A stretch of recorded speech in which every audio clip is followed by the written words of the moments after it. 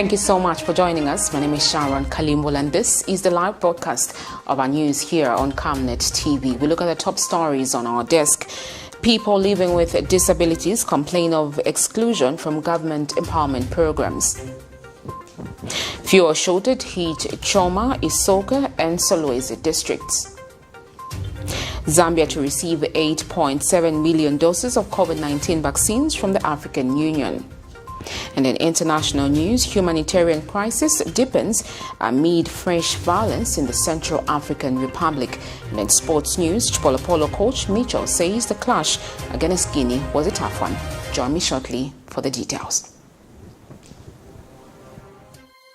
2021 is finally here. Zambia is at the crossroads heading towards general elections this August.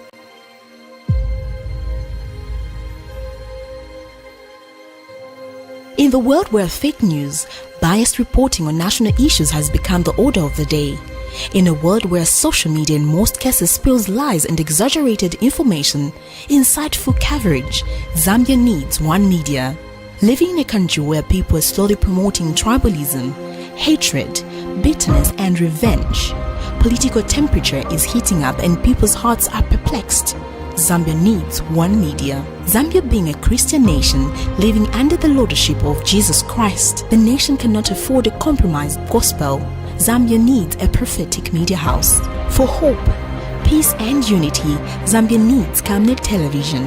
For non-biased, factual reporting, balanced opinion, accurate news coverage, Zambia needs Camnet television. For national projects and development of our beloved country Zambia, watch Camnet TV on channel 274 DSTV, channel 98 on Go TV and channel 106 on Topstar. Remember, Camnet TV is not just another channel. This is Camnet News. Thank you so much for joining us.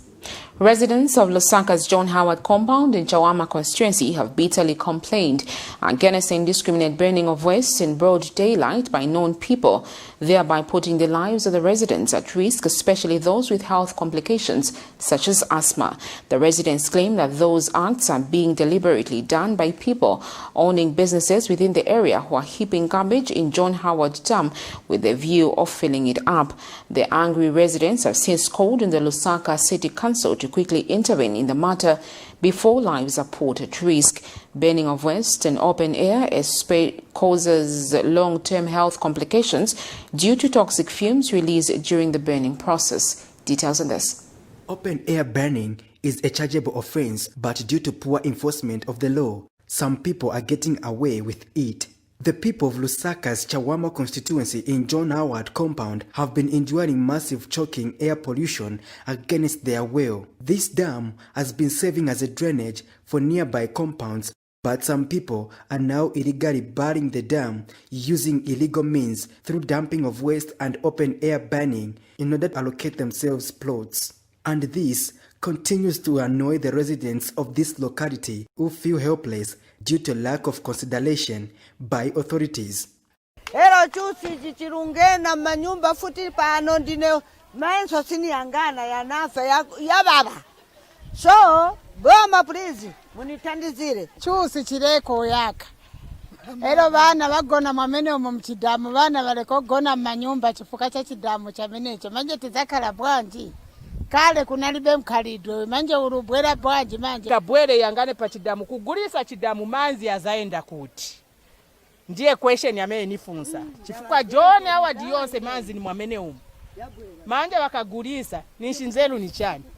As provided by the law, any person who contravenes the provisions of the Environmental Management Act No. 12 of 2011 and Statutory Instrument No. 112 of 2013 is liable to a fine of between 1,800 kwacha to 15,000 kwacha or serve a jail sentence of up to 2 years.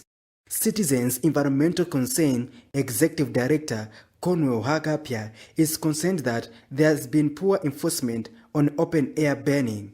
In Chawama, where a community have been throwing disposing in a dam of some kind and they are burning it, it's unlawful. It's wrong. We only have one dump site, which is Chunga. That's where people are supposed to be taking their garbage in the first place. All these waste management companies are supposed to take their garbage there. Why is it that people are creating a separate dump site which is not even designated? It's bad for people's health. It's bad for the environment. It's unlawful. It's not even supposed to be tolerated. It's not even supposed to be allowed in the first place. I spoke to Lusaka District Commissioner David Silubanji to get his perspective on this subject. I will be engaging the Lusaka City Council immediately to send their health inspectors on that area and see what is happening and find out who are perpetuating that thing. Because we had already informed these people through the council that they should stop dumping the waste. If there are other community-based companies which are in the business of collecting garbages, please go and dump your garbages to designated area. This is a Chunga dump site. As at the moment, that's the only dump site we know as the Lusaka district. So if you find you dumping, at the same time, I'll also engage the police to ensure that they keep an eye on that area, because it's very close to our police station in Chawama. So we don't want that illegality to continue. Tolerating illegalities is the other way of legalizing them. It is everyone's responsibility to be part of the solution in a bid to protect the environment. Patrick Soko, Camnet News in Lusaka. Fuel shortages have continued to be experienced in various parts of the country. Choma and Livingstone District in Southern Province, Solwezi and Northwestern Provinces are some of the victims of fuel shortages and other related activities. Government, through Energy Minister Matthew Nkoa at a media briefing, accused oil marketing companies of creating what he termed as artificial fuel shortages. Mr. Nkoa further informed the nation that the fuel crisis would be normalized by Tuesday this week. The country has continued to experience fuel shortage, and service stations which happen to have access to the commodity are attracting long queues as a result of panic buying. This is in Solwezi district as motorists queue to refuel their vehicles so that they can continue with their business activities and personal errands. One filling station had the commodity at the time, hence most people could not miss the opportunity. The situation is the same in several parts of the country, and this is certainly affecting national productivity. Some people had a tough time to access transportation to various destinations. And in Choma district of Southern Province, Sunday afternoon, the situation was the same as several motorists had to endure being in the long queue at the service station, which had some fuel stocks. However, filling stations are now becoming potential breeding sites for COVID-19 as they are becoming more crowded with people. Safety issues also come into the picture. In an event of a fire incident, more people would be affected. Notably, the government through the Ministry of Energy has assured that measures have been put in place to mitigate the fuel challenges, and by Tuesday next week, the commodity is expected to be in abundance to normally fuel the economy. The Ministry of Energy also said that the public should not expect any pump price adjustment as prices have been maintained as they are. Further, in a recent statement, the government said it is working with oil marketing companies to ensure the stable supply of fuel into the country. The ministry further stated that Indeni Petroleum Refinery will soon resume operations as government is finalizing the financing agreement with the supplier. It is with hope that the fuel shortage being experienced in the country will be addressed on time to avoid affecting other sectors of the economy. Patrick Soko, Camnet News. Meanwhile, opposition Republican Progressive Party RPP has described the release of the 22 million kwacha by government for the rehabilitation of City Market as nothing but mere politics. RPP President Leslie Chikose wonders where government has been all this while only to resurface 5 years later. Mr. Chikose says the move is aimed at swaying people's attention, especially that the country heads towards a crucial election on the 12th of August 2021. Last week, government, through the Disaster Management and Mitigation Unit, released 22 million kwacha for the reconstruction of City Market, whose works are set to begin this week.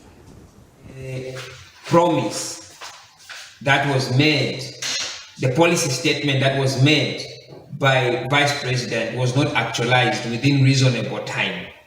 It was not actualized within reasonable time, and that today it has again resurfaced, where now they are saying that there is a 22 million that has been provided to do the reconstruction of the market. Our view is that we want the Zambian people to benefit, and therefore, as much as we are very much aware that this is a political gimmick to gain political mileage ahead of the 2021 elections, we, however, demand that the DMMU or the Patriotic Front government rebuild the city market before the 2021 elections. We know that they are likely not to build the market. What they may want to do is to take human resource there, some machinery, and create a confusion that will create an impression that the PF are rebuilding city market when in fact not. Now, despite the country recording a reduction in the number of road traffic fatalities, the Zambia Road Safety Trust believes that more needs to be done to address the situation. Figures from the Zambia Police in 2019 show that 1,462 accidents were recorded as fatal traffic accidents, in which 1,746 persons were killed, compared to 1,404 fatal road traffic accidents, where 1,690 persons were killed in 2019. The record shows a decrease in both fatal road traffic accidents by 58 and in person killed by 56. Zambia Road Safety Trust Communications Advisor Miles Mwale says the single life loss matters, hence the need for concerted efforts in mitigating road traffic fatalities. To 2020, we've seen a slight reduction in terms of total number of traffic fatalities, as well as the number of the people that were killed, as well as injured. For us, I think one life lost is one too many. So as long as there's a slight reduction in terms of traffic crashes as well as fatalities, I think that's a good thing. And all what we need to do now is there is a lot that we are supposed to do as players in the transport sector or in the safety sector. That there is a lot that we need to do. Of course, the road transport, they are doing something, but they really need much effort. They need a lot of resources. We need the presence of traffic enforcement agencies throughout this country, but looking at the number of resources. So it's up to us, members of the public, to take road safety as a serious thing. Road deaths are new, and year in, year out, you've seen a lot of people losing their beloved ones, losing their children, losing their parents, in preventable circumstances. So on a sad note, veteran journalist and Musanza television proprietor Henry Chibolo has died. Musanza Television is based in Mazabuka district of Southern Province and was only launched in 2020. The late Mr. Chibolo also once worked at the Zambia News and Information Services ZANIS as District Information Officer for CHOMA in Mazabuka district. Meanwhile, the Zambia Institute of Independent Media Alliance ZIMA, through its Southern Province coordinator Maston Monze, has expressed grief at the passing of Mr. Chibolo. Mr. Monze says the death of Mr. Chibolo has cast a dark cloud on the media fraternity. Still on death, Kabwata Parish priest Father Vincent Epolani has also died. His death comes barely a week after the death of St. Ignatius Parish priest Father Charles Chilinda and Father Patrick Atanga. The Zambia Institute of Independent Media Alliance, ZIMA, is saddened with the untimely death of veteran journalist and media owner, Mr. Henry Chibolo. The media in Southern Province has really lost a development-oriented man where media growth is concerned. And at the time of his death, Mr. Henry Chibolo was the proprietor of Musanza Television and also the pioneer of the Zambian Stars newspaper. So all these institutions were based in Mazabuga, where he used to stay.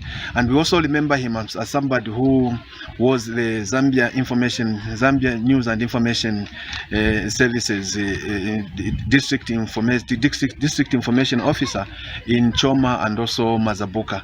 So he's a man that was into the media, and he really wanted to see growth in media and also the journalists here in Southern Province and in the country. Yeah, we just wish to console the family of Mr. Henry Chibolo and also the board and management at Musanza Television to remain strong during this untimely, or rather during this trying moment where they've lost a gallant man in Mr. Henry Chibolo. May his soul rest in eternal peace. May the souls of the departed rest in peace. Just now we take a break. Stay with us. From time immemorial, we have had different types of lighting options, from those that can burn down our investments in minutes to those that dig holes in our pockets due to constant replacement and huge consumption of our ZESCO units. Savenda Electric introduces the new and advanced electric bulb with cutting-edge technology of LED that has low power consumption, gives out bright white light, and lasts up to 25,000 hours. Savenda Electric manufactures all types of LED light, like plastic LED fluorescent tubes, down lights, ceiling lights, outdoor fittings, and solar street lights made to customer specifications. Let's live on the bright side of life by choosing the wide range of Savenda electric lighting solutions that are available in all leading stores and supermarkets countrywide. For orders, call 0962 642 490 or email jnbunda@savenda.com or pchabula@savenda.com.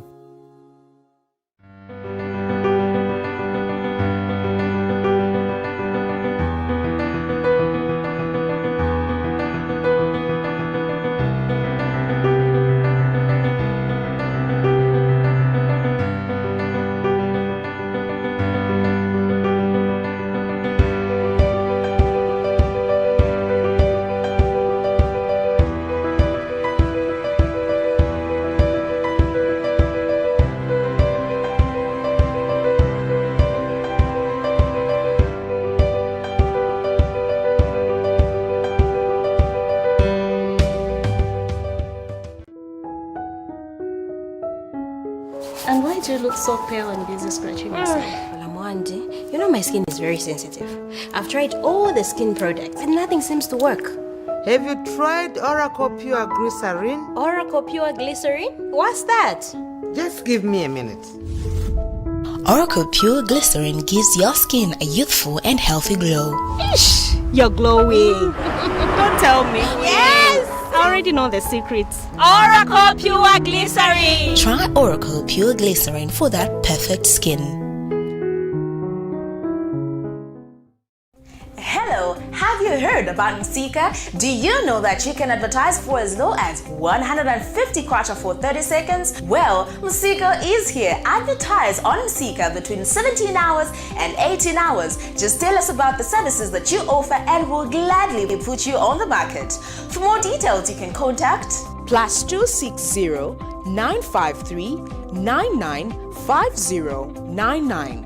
+260 962 444 726 or +260 971 177 467. MICHO, allowing your business to grow. This is Camnet News. Thank you so much for staying on. An organization calling itself Youth in Action for Disability Inclusion has complained of lack of inclusion in government-aided empowerment programs. The organization, through its director Ian Banda, cites the recently announced release of the 470 million youth empowerment funds as one which its members have not benefited from. Mr. Banda wonders why persons with disability are being looked down upon by the very people who are supposed to help them.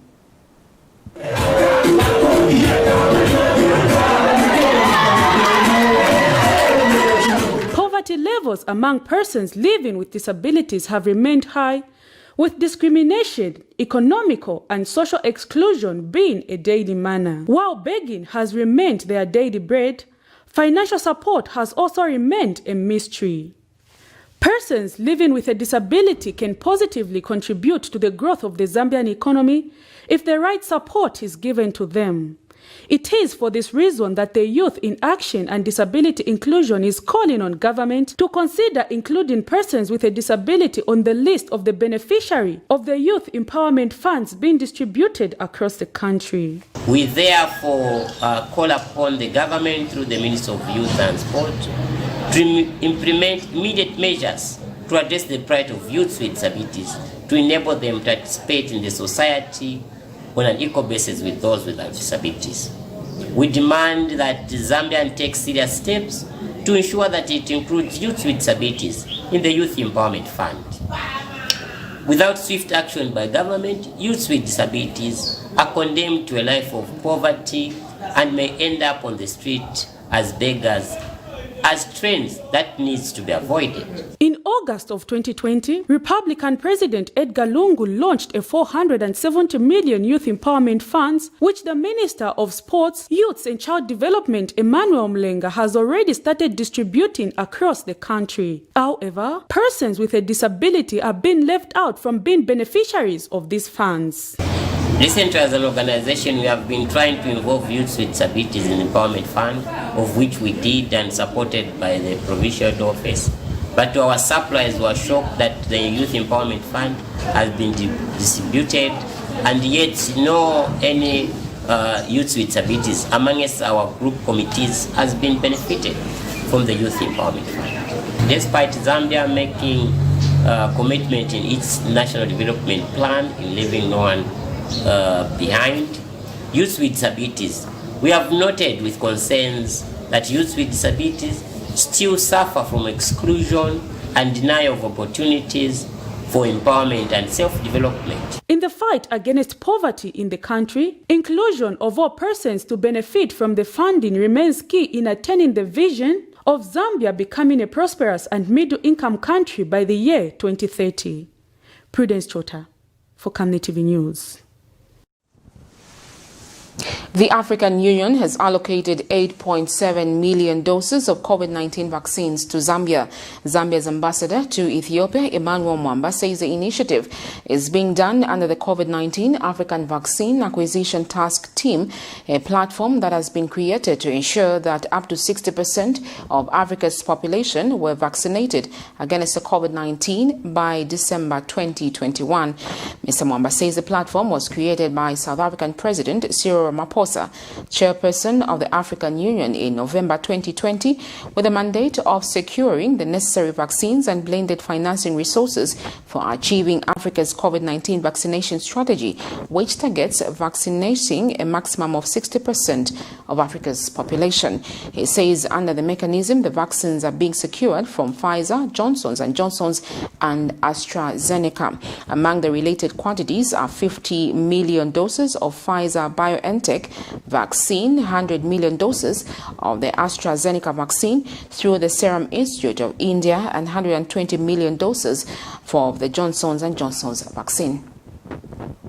The African Union has established a platform called the African Vaccine Task Team, AVAT. This team has been mandated with acquiring vaccines for Africa and Africa member states.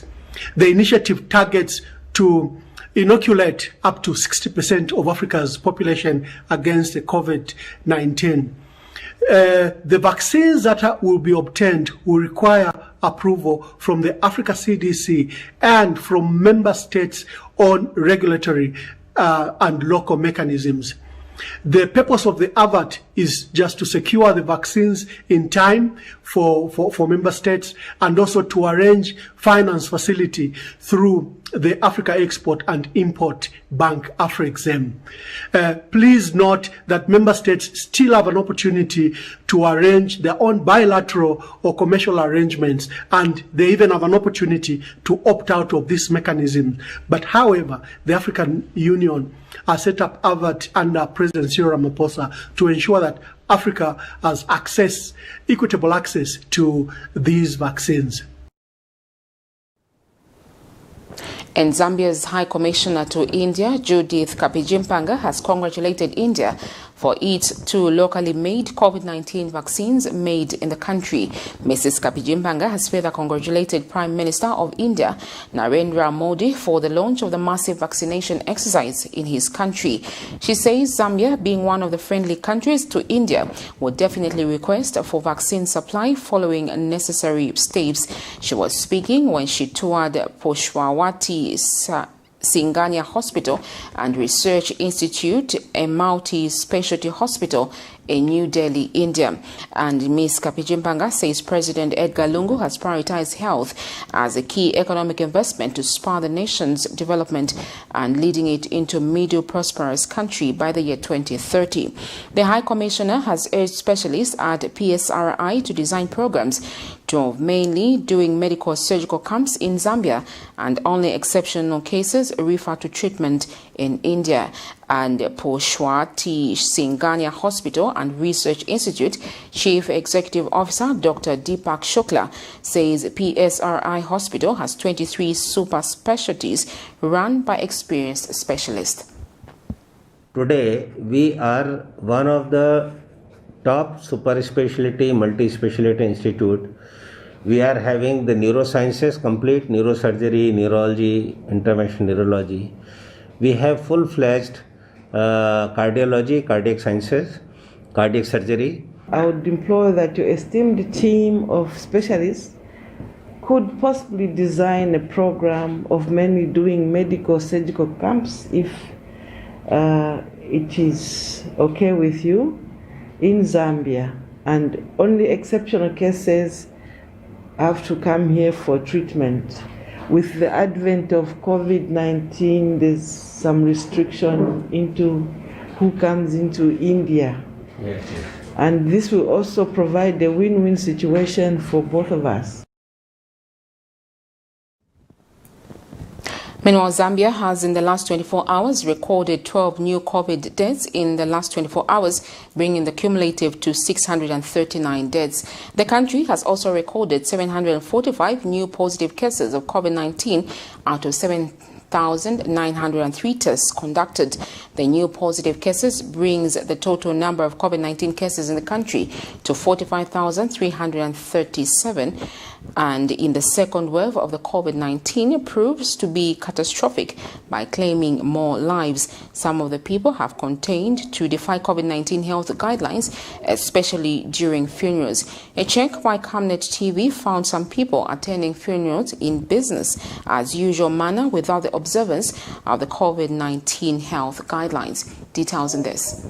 Zambia has recorded over 45,000 cases of COVID-19 and 261 confirmed COVID-19 deaths.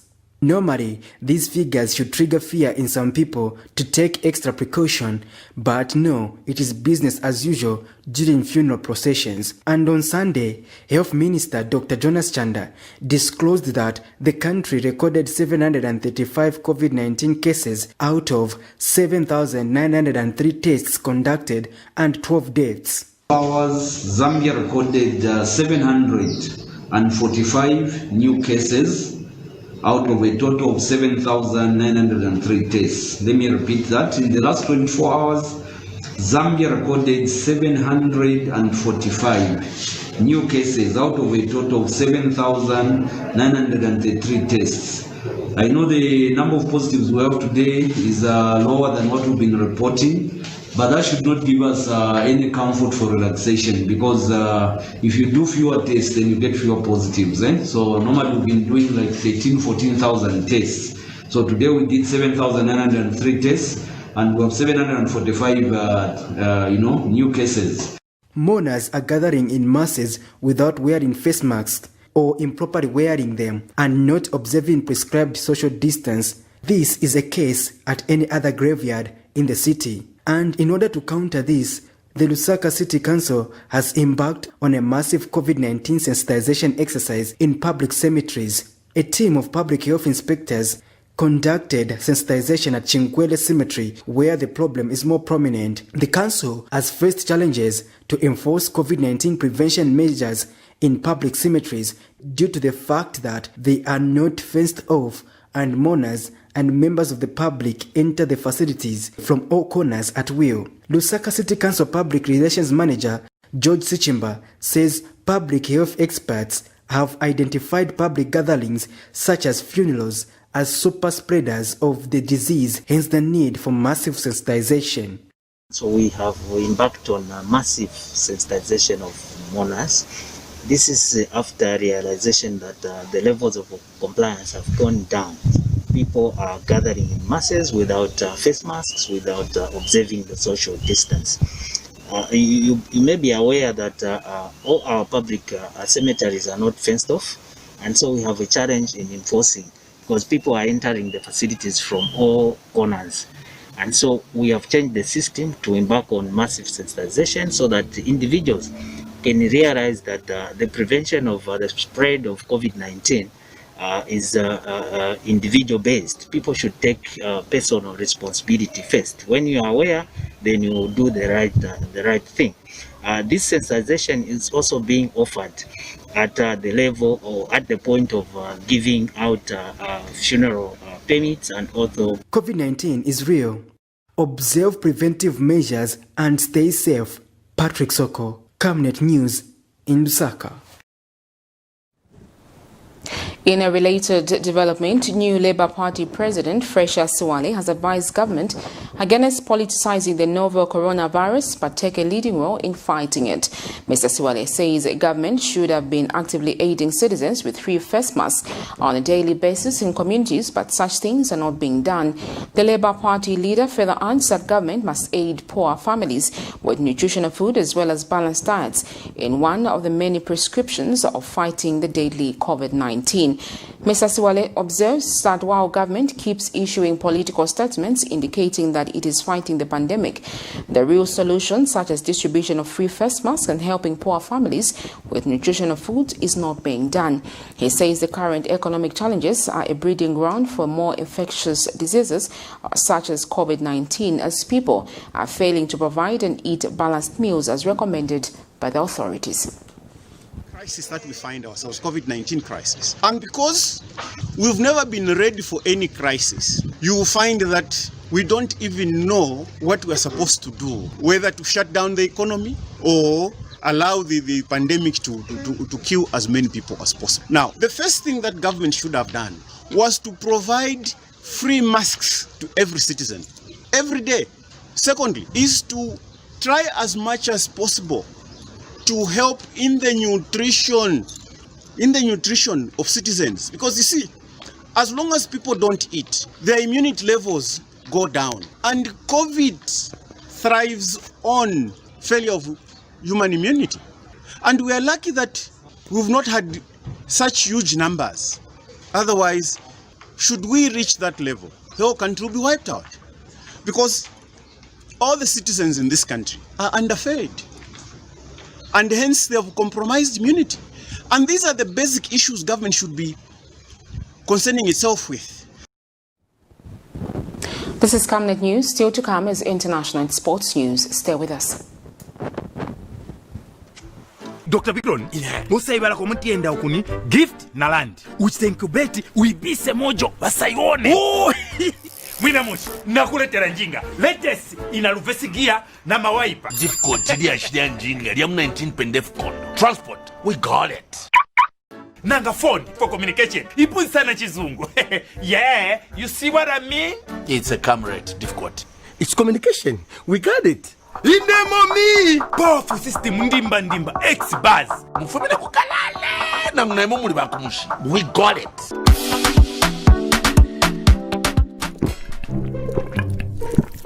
Yo Bikron, utole no leta nchemfule mungani.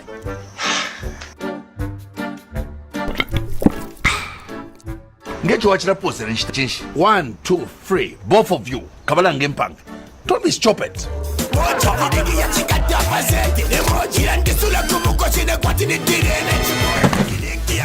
We got it.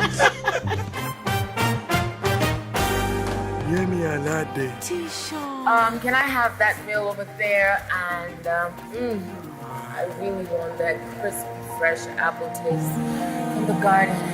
Can I have happy apple? I think I'll have my big bite 2 meal with happy waziwaka. Give us your enjoy an appetizing big bite meal with an happy drink of your choice. A meal is not a meal without an happy drink. And now introducing Happy in a can.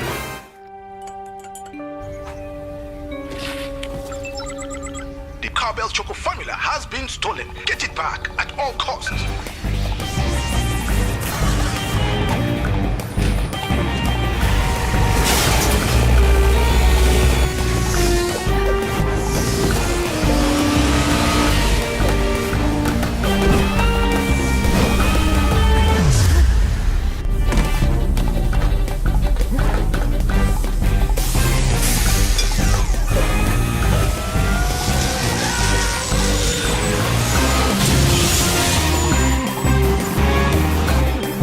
Tasting Cowbell Choco gives you the get up and go to be at the top of your game. Now with Vitality Plus Iron. Great tasting Cowbell Choco, a creamy chocolatey drink that helps give energy to get up and go. 2021 is finally here. Zambia is at the crossroads heading towards general elections this August.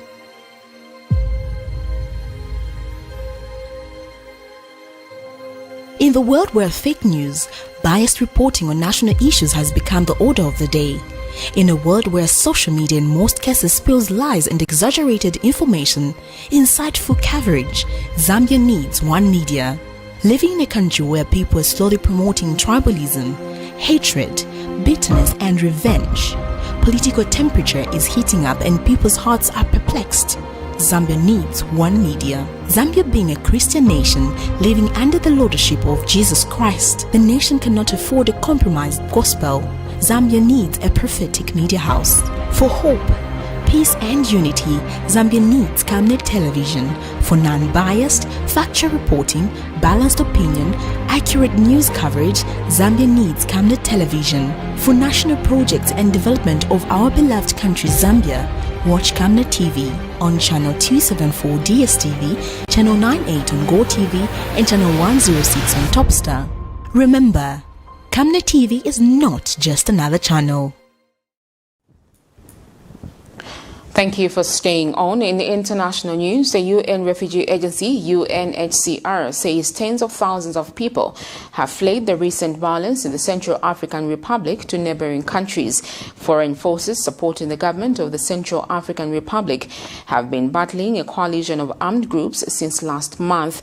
Killings, lootings and rape have sent tens of thousands of villagers on the run, many of the refugees crossing into the Democratic Republic of Congo. The local UNHCR office says it is doing its best to help while operating on a cutback budget. And in other news, tens of thousands of people in Russia, the capital Moscow, defied freezing temperatures and police warnings to demand for the release of Kremlin critic who was arrested last week. Al Jazeera has more on these stories. Killing, looting and rape by fighters from armed groups in the Central African Republic has sent tens of thousands of villagers on the run. Many of them have crossed this river, the Ubongi, in dugout canoes. On the other side is relative safety in remote villages in the Democratic Republic of Congo, only accessible by boat. We went to look for them with the UN Refugee Agency. And we found them, in their thousands, sheltering in villages along the riverbank. Our arrival drew a crowd. People here say they've been waiting for help since they arrived here last week. They lined up, hoping we'd brought it. And more keep coming. Others go back to retrieve possessions from their homes or crops from their farms. That's what Elizabeth Poma tried, but she came back with nothing. The rebels attacked our village last week. We heard a lot of gunfire. They destroyed everything. They raped girls and they kidnapped some of them. We didn't see exactly what happened because we had to run. Violence escalated since elections last month, which political opposition says were rigged. The armed groups say the government must go. They occupy about 2/3 of the country, including most of its gold and diamond mines. The armed groups now control the villages that we can see just over there on the other side of the river. People who live on this side say they can hear gunfire when they're fighting. This is one of the homes of one of the usual residents of the village of Sombulola. It's basic, but the village has been completely overrun. Its population swollen by about 20 times. Of the new arrivals, those lucky enough to have a mosquito net are sleeping under it out in the open. But many others have just built basic structures made of branches and leaves. They're exposed to mosquitoes, malaria, and everybody here says that there's hardly any food to eat or clean water to drink. People told us they're eating whatever edible plants they can find in the bush. The local office of the UN Refugee Agency says it doesn't have funds for the new arrivals. We are supposed to treat them with dignity, and so let that dignity show with our actions. And I'm calling upon the whole world, all countries, we want to see their promises backed by their action. It's not safe to go home, but without help they can't relocate and settle here in Congo. They're wondering how long they'll be stuck here. After a few hours we had to leave. People here desperately hope somebody will soon come back and help. From the far eastern city of Vladivostok, Navalny supporters faced off with police in sub-zero temperatures. The authorities had denied permission for the demonstration, but it didn't stop the crowd gathering to call for the release of the man leading Russia's most prominent opposition movement. In the capital, Moscow, tens of thousands had gathered. Police using batons on the crowds. Some were forced back by protesters as they chanted, "Freedom for Alexei Navalny."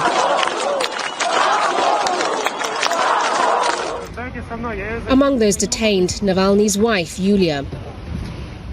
Apologies for the poor quality she wrote on her social media page. Very bad light in the police van.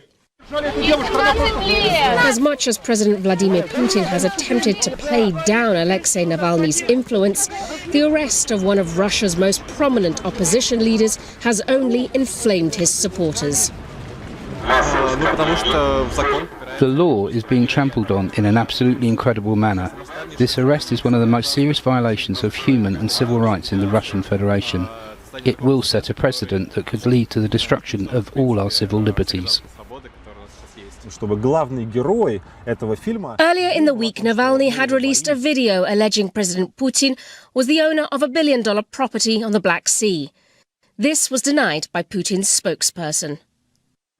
For Navalny's supporters, corruption is a major source of their discontent, and the constant crackdown on their movement is, they say, an attempt to silence them. I'm fed up with keeping quiet. We've been silent for too long, and it's probably time to speak. That's my position. Time to say that we have the right, that we have the freedoms, and that we have the desire to live in a completely different country. Navalny may not pose an immediate danger to President Putin's power, but economic problems in the country are ongoing, as is the discontent. And some analysts believe the Kremlin fears the potential of a Belarus-style mass dissent and the prospect of more protests. We now look at sports news.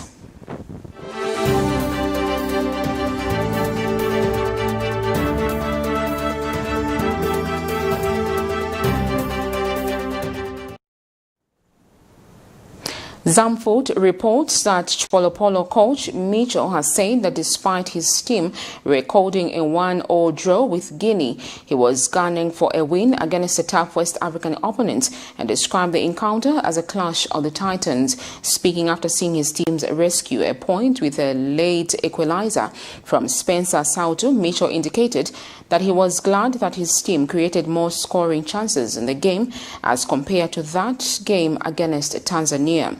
Guinea coach Mohamed Bangora said he was satisfied with the draw. He said his strategy was to dominate play and his team achieved that. Zambia goes into the final game against Namibia on Wednesday, needing a result to assure qualification, though they could also qualify with other results going by their way. And pride to me is that mental strength of the team, that even when you are down, you are not losing your head, you want to score. And when you look that our left full back was crossing and our right full back was scoring the goal, is for me and proving that players are very coachable, ready to listen, ready to give everything. And I believe that we had much more chances today than last match against Tanzania. However, point is that to convert these chances, and if you don't convert the chances, then you get punished, and then you are chasing result. Good enough, I think it is equal, draw. That is a realistic result, having in mind of the display of opponent, especially in the middle of the park where they have some skillful players. We wanted to win the match. We had very good team against us. It is draw, and we shall pick this. You either win or you learn the lesson. We have learned the lesson in a hard way, and I believe that we are now much more mentally strong going into. Well, that's where we wrap it up. Thank you so much for staying on with us. We look at the top stories before we go. People living with disabilities complain of exclusion from empowerment programs. And fuel shortage hits CHOMA, ISOKA and SOLWEZI districts.